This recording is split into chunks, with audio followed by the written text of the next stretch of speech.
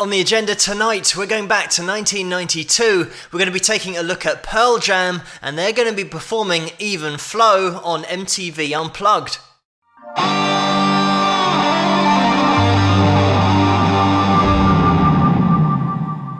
Hello, Phil here from Wings of Pegasus, and welcome to another analysis video. If you enjoyed this video, please give it a thumbs up and subscribe. So let's get the guys up on screen and see how they get on.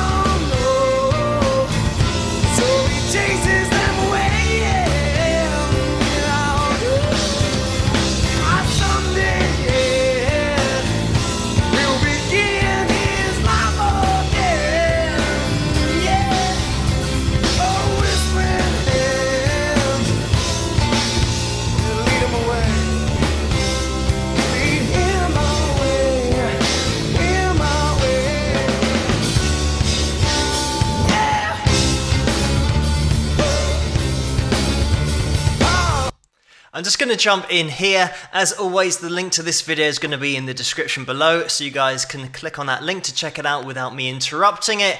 But this performance, obviously, they're taking a song that is heavy in nature and really trying to perform it with this acoustic setup. It's such a great version and arrangement of the song because we've got all of the riffs going on. The acoustic guitars are a little bit low in the mix, but you can still make them out, especially if you've got a decent set of speakers. And all of the fills are still in there with the lead guitar that's going on the whole time. And the thing about Pearl Jam is that they've got the technical ability also matched with that grunge sound. And I think it's something that, especially in the 90s, people sometimes put grunge in a category of not necessarily being that technically advanced or complicated to play. But when you look at a band like Pearl Jam, we can go through the whole band and look at the level of ability on show because it is all top level. And especially when you've got a singer like Eddie Vedder, by the way, who just gets your attention the whole time. Just with a mind to the guitars, we've got so much going on. Just a great riff with blues scale in there. I think on the recording it was detuned all the way, so every string went down a tone rather than just drop D, which is something that a lot of bands used to do in the 90s, especially in grunge, but it gives it this heavier sound. And I have mentioned about in the 80s bands that were detuning and just going to E flat, but then grunge came along and they took it even lower and had that attitude in there as well as the more serious topics and lyrical content. Something that you can look out for in this performance, and all the top bands have, is that appreciation of the dynamics of the performance.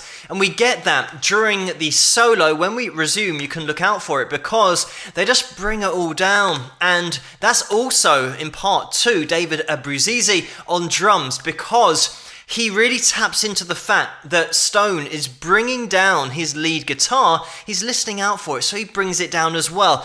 And it's just having this overall appreciation and the band playing as a whole and not individuals. Another point of reference dynamically that you can look out for in this performance, but it is also on that original record, is the open hi-hat that comes in halfway through the first verse, because it's just taking you to a slightly different location on the journey and is opening things up dynamically, because by the time we get to the chorus, we want to be at the peak of that mountain and everything's going to be all in. We're going to be so open dynamically in the chorus, and that's just a little intro into that. We also have Mike McCready here on rhythm guitar, and he does play lead as well, which is another indication of the level of ability we have here. Two guys that can trade lead guitar lines. It's also the attitude that Eddie's got in his vocal and the light and shade, because in the chorus he can lean into that sound and he does have that aggression and that rasp to his vocal sound when he wants it, but he'll also flip up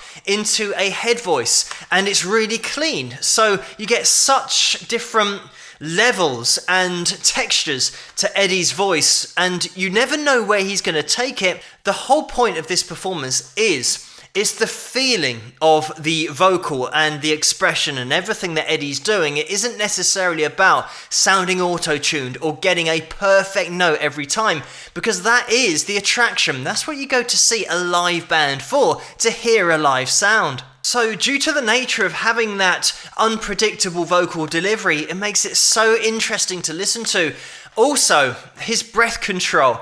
And a great example of this is right at the end of the chorus when he says life again, and then he starts the verse. That is all in one breath, one vocal phrase. So it means that he's taken his breath before life again, and this just gives the impression of almost not breathing between vocal phrases, and it is hard to tell where Eddie is breathing in this whole performance because he just does it effortlessly. You don't hear him breathe in, and then he'll just go through a vocal phrase that lasts for so long that you question whether he's actually breathing or not. And even flow is such a great example of what he's doing vocally. He's got this even flow to that vocal delivery that just keeps on going. Also, the groove is nailed on this live performance, and that's Dave just getting it spot on. But also we've got Jeff Ament, who's playing bass here, and they've got to be tight. I always say this about the foundation of any live performance is that rhythm section, drums and bass, and being in the pocket,